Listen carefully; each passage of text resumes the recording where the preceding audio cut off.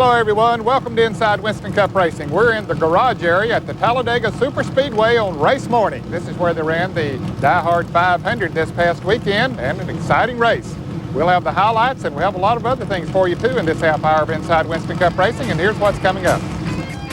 Well, it was Dale Earnhardt registering his second Diehard 500 victory in a row, and it was his fifth overall here at Talladega. The race had a little bit of everything, including a Rick Mast flip on the front stretch. We'll show you all the action coming up.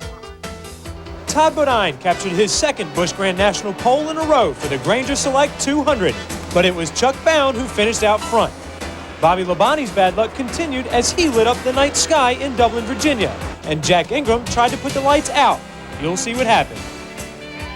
We'll continue our conversation with Wadell Wilson, the crew chief of the Tide Chevrolet. Our focus this week, the evolution of the Winston Cup engine. Today's show is brought to you by Ford and your Ford dealer. Have you driven a Ford lately? By Miller Genuine Draft. Cold filtered for real draft taste. So get out of the old, get into the cold.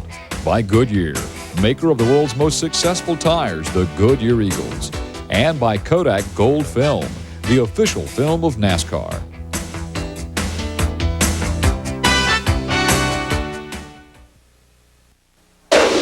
One manufacturer has more NASCAR victories than anyone. More NHRA Pro Stock victories than anyone. More consecutive IMSA GTO victories at Daytona than anyone. And more off-road victories in the last 5 years than anyone. That manufacturer is Ford. No wonder nobody enjoys the weekend like Ford.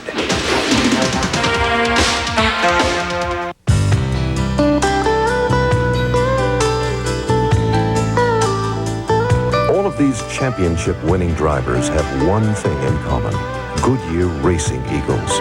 The race-winning technology that's found in the Goodyear Racing Eagles can also be found in the world's best-selling line of high-performance street tires.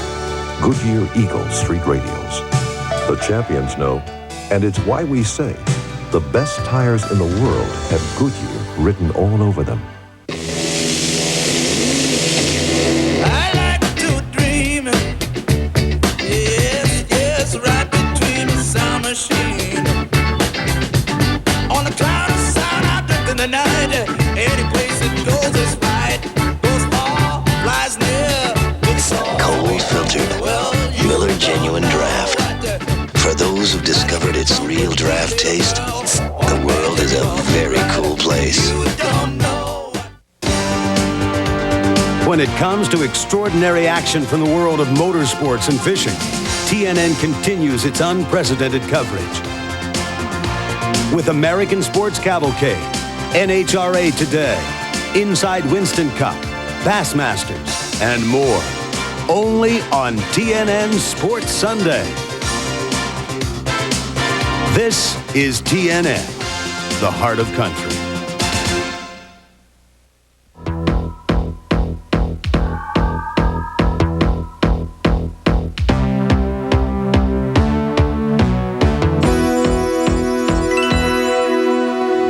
Bigger spoilers were required on the NASCAR Winston Cup cars here at Talladega this time. For more on that, the other news, and highlights of the Diehard 500, let's go to Randy Pemberton.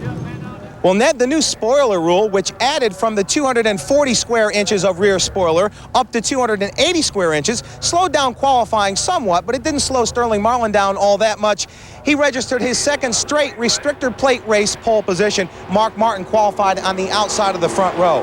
Now, all during pre-pole position qualifying as well as pre-race inspection, NASCAR officials were very strict on some areas, including the rear spoiler. They made sure that the rear spoilers were raised up to meet the angle of the rear deck lid as well as the front of the automobile. Many of the cars had to shave off the front air dams up to a minimum of 4 inches off the ground. If anyone is going to knock down a spoiler during this race, you have to inform the inspector. The inspection team today only has 2 cars, and he will be watching you. If you knock that, if you're going to mess with the spoiler, you let him know. You can knock it up, but if you knock it down, you have to sit there till we check it to see that it's above 35 degrees. In other news, crew member Eddie Dickerson has been named to replace Jimmy Makar as crew chief for Rusty Wallace. Makar will be assuming those duties for the new team being formed by Washington Redskins coach Joe Gibbs and driver Dale Jarrett. Today's Winston Cup highlights are brought to you by Ford and your Ford dealer. Have you driven a Ford lately? Pole sitter Sterling Marlin was hoping to make his maiden voyage to victory lane. But when the green flag fell, Sterling quickly found out that the dominator Dale Earnhardt would have to be dealt with for the win. Easily the best restrictor plate race in history, half the field found their way into the lead draft in the early going. But few individuals found any friends as each tried to forge his way to the front. For the most part, passing took place as Ford pushed Ford or Chevy shoved Chevy. And by lap 23, 7 different drivers and 4 different manufacturers had paced the pack. With the addition to the rear spoilers, witnessing 3-wide racing throughout the course of the 3.5-hour affair was a common sight. During the day, 13 different drivers led the draft, but none more than Dale, as he showed the way for 101 of the 188 circuits. But the race wasn't without miscues and crashes. Just after the halfway point, 10 cars got carried into a crash off of turn 2, ending strong bids by Ernie Irvin and Bobby Hamilton. With less than 40 laps to go, Hut Strickland and Jeff Bodine bounced their way through turn 1 and into the wall, bringing out caution number 4. With Hut and Jeff hung up in the wall, all the leaders came to pit road for fuel and fresh rubber to go the distance. That's where Martin and Waltrip almost made a mess.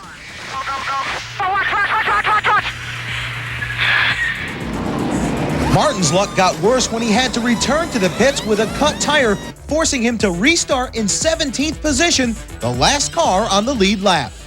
All right, boys. Don't be mad if we finish last on the lead lap. I promise you I'll pass every one of these at least once or twice. I don't know where I'll finish, but I'm going to pass them.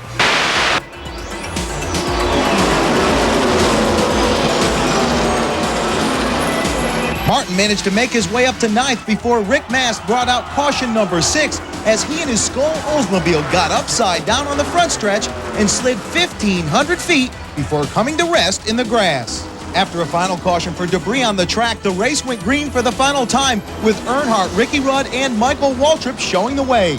Davey Allison attempted to bring Sterling Marlin and Bill Elliott with him on the inside, but Allison got hung on the inside and lost the draft, ending up finishing in the 9th spot. Martin was able to make his way through traffic to help make it a Ford Chevy shootout at the finish. Ricky would burn me in a heartbeat for my spot, so I know he won't go with me. I understand. Just watch what Bill does. Right. But Bill and Mark were unable to make a move on Earnhardt, and Dale grabbed his 5th career checkered flag at Talladega in one of the most fiercely fought races of the season. I love this place. You know, I love racing, period, and winning's great. You know, all the guys at the car and the team did a good job, good ranch folks. Richard and the guys went home after Daytona and worked on a race car, and that's the reason we are running better down here. We qualified better and we raced better.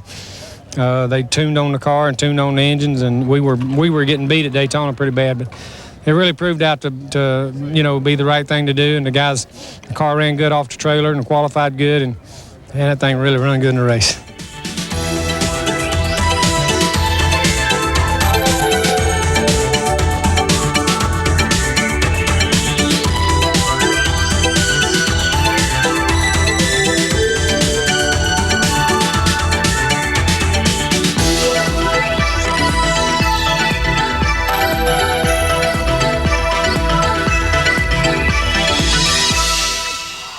After the conclusion of the Diehard 500, Davey Allison, who went from 1st to 9th on lap 185 of the 188-lap event, complained about the lack of teamwork among Ford drivers in their bid to overtake Chevrolet driver Dale Earnhardt for the win.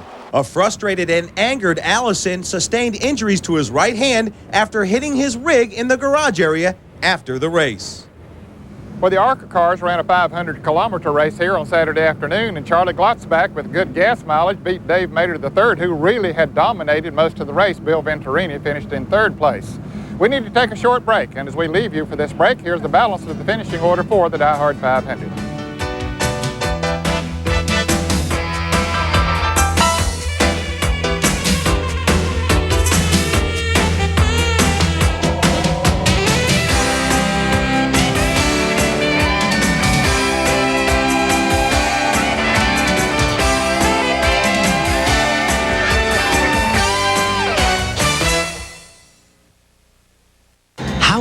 planet get inside your car's engine. 570 degrees under extreme conditions. Take a leading motor oil. Take Mobil 1. Of course, Mobil 1 costs more. But under extreme conditions, when you see what can happen to conventional motor oil, it doesn't pay to play with fire. Mobil 1. Isn't your car worth the extra protection? Rick Mears and Mobil 1 finished in the winner's circle at the Indy 500. Mobil 1, the choice of champions.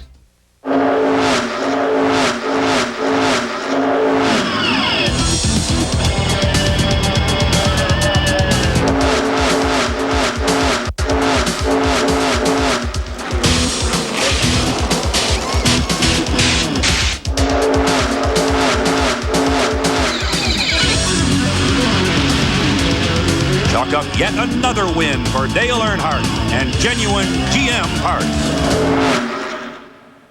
For years, you've heard me talk about the fine quality of Plastic Coat spray paints.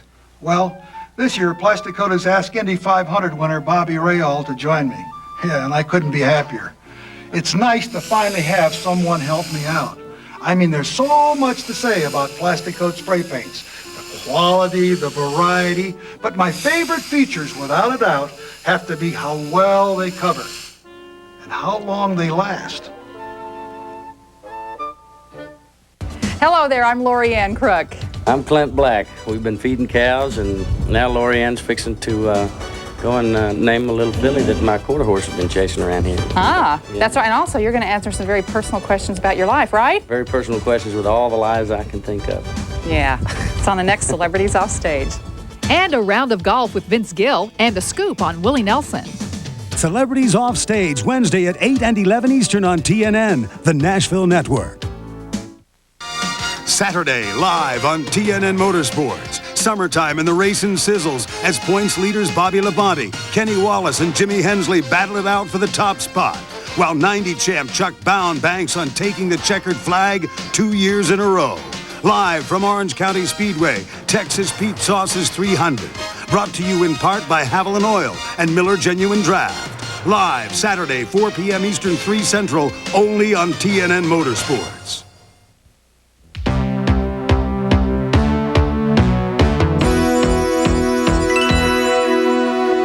Wadell Wilson, who is the team manager and crew chief on the Tide Chevrolets that Ricky Rudd drives in the NASCAR Winston Cup Series, has long been respected as one of the top engine builders in all of auto racing. I remember when I was driving race cars, he was respected back then, and that has carried right on through until today. In part 2 of our series on Wadell Wilson, we deal with the engine building and the technical aspect of the sport. If my memory serves me correct, when you were building the 427s, what were you getting? Over 600 horsepower, and now you're running 358s and getting even more than that? Well, when we had the 427s and we had 2 4-barrel carburetors, we was around 640 to 650. Then we ended up with a 429. And then we were back to like 650 with those. And now with these small block engines, we're even over that, unrestricted. So, you know, the technology is there and we're using it, and, you know, every little breakthrough, you know, we can add a little horsepower. That's what we're doing. But, you know, it's, you know, like we hear someone's at 680, we only have 660 or whatever. And we're trying to achieve that. If somebody goes to 700, then we're wanting 700. And we feel like if somebody else is having a breakthrough, then we should be able to break through also. What has been the biggest changes in engines since you started? Well, you know, I guess the hardest part was building these restrictor plate engines. It wasn't a major change when we went from the large engines, you know, the 427s down to the 350s. That wasn't that big of a change because a lot of us had built the small block Chevrolet and Ford engines. But then when we started getting into restrictor plates, that was entirely different. I think I'm correct in saying that you're not really a big fan of the restrictor plate type racing. What should we be doing? Well, you're right, Ned. I don't like the restrictor plates at all. I understand why we have to use them. I understand where NASCAR's coming from, but no, it's something I'd rather see them do it some other way. You know, I've suggested going to smaller cubic inch engines. We could probably go down to 250 cubic inches with these small blocks. But, you know, we don't want to do things that would be detrimental to the car owners, cost them a lot of money. You know, we'd have to like control the bore and the stroke of the engines because we'd go crazy changing the bore and stroke and a lot of other things. But, you know, if we could come back and just get the restrictor plate, you know, not quite as small as it is now would be a help. Now, there are rumors that there is at least one car builder on the circuit in a Ford that has over 700 horsepower. Is that possible with the carburation and everything that you're required to run today? Well, you know, we're not that far off ourselves, and you know, we feel like it's certainly feasible, and we're trying to achieve that ourselves. And we feel like if we gain it and get that much out of a Chevrolet, it'll be through the cylinder heads. And you know, now talking about cylinder heads, this is one thing that we're curious of what NASCAR is going to do on down the road with the cylinder heads. They're trying to figure out whether they're going to approve the new Ford head and the new Chevrolet head, and then if so, how they're going to control it. You know, Ford is wanting theirs bad, and so is Chevrolet, but then at the same time, NASCAR is trying to figure out how are they going to control it, and at the same time police it, and then not put a lot of expense in it for the car owners. How much of a setback or the situation in Sonoma earlier this year when you folks were not allowed to win the race, what did that do for you personally and for the team? Well, I think I felt the same as the rest of the group. You know, it was very detrimental to the team. Under the rules and the way we seen it go down, we felt that we should have won, and yet they didn't give it to us. And I don't think anyone said that we shouldn't have won the race. And I think NASCAR made a call, and then they maybe later realized that maybe they shouldn't have made the call. But anyway, it was done, and they had to stick with what they done. And it really hurt the group. It hurt us real bad. Myself and Rick Hendricks has talked to the boys and tried to get the team back going again and feel like, well, maybe they'll not take the next win away from us, because, you know, the boys figured, well, we won the race, they took it away from us, and this is, you know, it went down hard on the guys. Is it tougher, or do you have to approach it different today to win the championship than when you were involved in championship teams before? Well, it's basically the same, but it's more, you have to be more detailed than you used to. I mean, every little thing you do has to make a big effort on it. You, even every race you go to now, used to, we didn't worry about leading a lap. You know, you need to worry about leading a lap, and then throughout the race, somewhere you have to work that in, and then you have to worry about trying to finish as far up as you can and make the right calls in the pits. I mean, you know, you're continuously thinking about what you can do to improve your position, and you know, what the rest of the guys doing, and you know, it's a lot harder than it used to be, because you didn't have but 3 or 4 teams you had to worry about. Today you have 10 to 15 teams you have to worry about. Have you won championships? Let me ask that question. Yes, Ned, in 68 and 69 with David Pearson out of Holman and Moody, we won the championship. And then in 73 with Benny Parsons, we were building the engines that won the championship that year. You know, that's the ultimate goal of every team, is to win the championship. And, you know, I feel like if there's some way that Ricky and Rick Hendricks and the team could pull this off this year, it would be really great. And I think that would certainly take care of Sears Point deal, you know, if we could just win the championship. One thing that surprised me in the interview with Wadell Wilson is the fact that he wanted to drive race cars, not work on them in the early days. Of course, that didn't work out. Now, here's this week's Kodak photo finish. Brought to you by Kodak Colored Gold 100 Film, the truest, most accurate color of any print film. Show your true colors on Kodak Colored Gold Film, the official film of NASCAR. At the 1984 Firecracker 400 at Daytona, at the halfway point, it was Cale Yarborough and Richard Petty leading the freight train, but it was still anyone's race. But after final pit stops, Petty and Yarborough pulled away, the King looking for number 200, and President Reagan flying in to witness the action. Richard and Cale dueled in the final 20 laps, nose to tail, and suddenly, with 5 laps left, it was a caution. Doug Hebron slid through the infield grass, and suddenly it was a race to the yellow and for the win. Cale passed Petty on the backstretch, but the King came back on the inside. As the two raced out of turn 4, they rubbed and bumped and fought each other to the finish. It was the King by inches for his 200th Winston Cup win.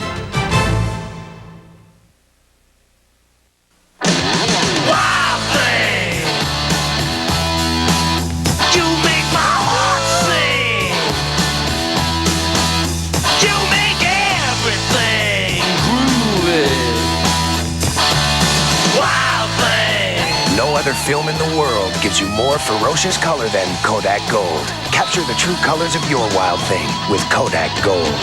Wild thing, I think I love you. Ford Trucks. The best never rests. The first vehicle Henry Ford sold was not a car. It was a truck. Our full-size pickups were first with rear anti-lock brakes, first with electronic overdrive transmission, first with push-button four-wheel drive. Now, what does all this get you? It gets you number one. And if you keep doing it, you stay number one. More people are driving the best-built, best-selling American trucks than ever before. Where can you go on Goodyear Wrangler radials?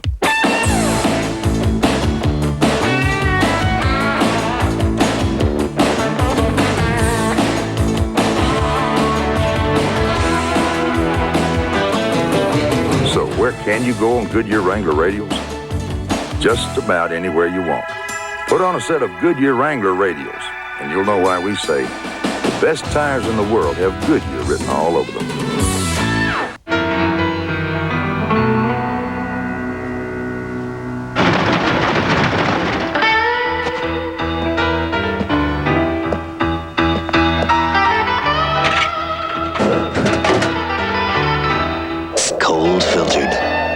Genuine draft.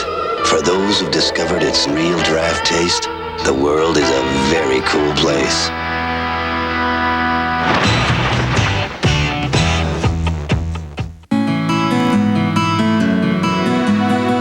This is TNN, the Nashville Network. Chad Little has hired veteran crew chief Harry Hyde, and now with a little luck, the combination just might give Chad a chance to challenge for his first ever checkered flag. We'll talk to the two about what lies ahead for this young organization. And several drivers voiced their opinions on the recent rash of rough driving incidents. Is it high-stakes pressure or have bad decisions put drivers in compromising positions? You'll hear their thoughts. The Busch Grand National Series heads to the Midwest for a stop at Indianapolis, Indiana. Can Chuck Bound make it 2 wins in a row on the BGN circuit? We'll have the highlights next week. The NASCAR Busch Grand National drivers were in Dublin, Virginia this past weekend for the Granger Select 200. Kenny Wallace led the points going into that race, and he certainly didn't hurt his cause any with a solid second-place finish behind Chuck Bowen. Let's go to the highlights. Todd Bodine continued his high-speed qualifying assault as he captured his second pole in a row. He and Kenny Wallace led the field of 27 around Pulaski County Speedway. When the green flag fell, Todd Bodine pushed his Buick in front of Wallace's and led the pack of 6 cylinders for 22 circuits. Bobby Labonte started a day of frustration early in the race as he and Jeff Burton tangled on the front stretch. Labonte had trouble refiring his car. When a wrecker finally came to the rescue, Bobby's frustration at the situation was very apparent. On the restart, Chuck Bound had creeped his way to second, letting Todd know he was coming. Tommy Houston was sporting a new look with his cosmetic change to his car's bumper. The number 63 Nescafe Pontiac has had a string of successful runs lately, and driver Chuck Bound's good fortune continued on lap 22 as he shot underneath Todd Bodine and into the lead, a lead he held for 178 laps. Points leader Kenny Wallace's momentum seems to be building as he had another impressive run with his second place finish in a row. A little later in the race, Bobby Labonte's luck continued to be bad. He got involved with Richard Lassiter and Cecil Eunice. Labonte's car became engulfed in flames. He started moving his car forward when Busch officials and rescue teams got him to stop and get him out of the car. The rest of the night belonged to Chuck Bound. He built an impressive lead over Kenny Wallace as much as the whole backstretch. But with 12 laps to go, veteran Jack Ingram plastered a light post coming out of turn 4. It was discovered later that he was okay. In the meantime, Chuck Bound was on his way to his 3rd win of the season and hoping that his luck would continue on an upward swing.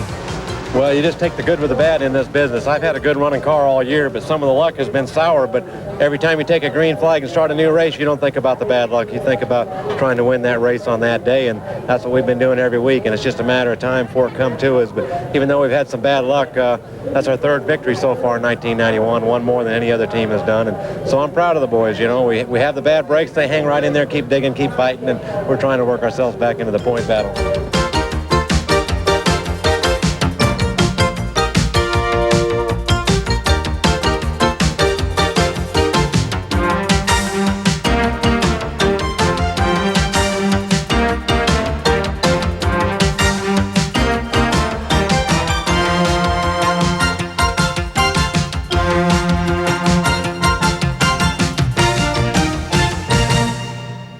Today's mailbox is brought to you by Miller Genuine Draft. And our question this week is from Francie Sharp of Pittsburgh, Pennsylvania, who writes, is each car owner required to pay a registration fee at the various tracks, and if so, are the fees relatively consistent? Well, Francie, for that answer, we'll go to Chuck Ryder, who owns the Pennzoil Pontiacs that Michael Walter drives. Yes, Francie, thank you for the question. The fees at each one of our Winston Cup tracks are designated and established by NASCAR, and they are consistent at every track throughout the year. We thank you for asking the question.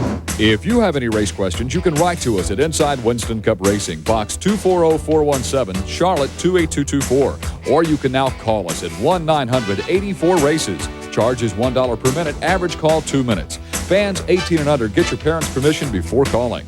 If we use your question on the air, you'll receive this embroidered Miller Genuine Draft jacket free. Fans 21 and under will receive an IWCR cap and t-shirt.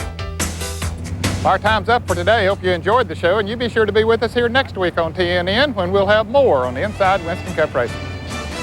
Today's show has been brought to you by Ford and your local Ford dealer, winning the world over with 1991 trucks that are built Ford tough. By Miller Genuine Draft, cold filtered for real draft taste. So get out of the old, get into the cold. By Goodyear, maker of the world's most successful tires, the Goodyear Eagles. And by Kodak Gold Film, the official film of NASCAR. Inside Winston Cup. The following is a special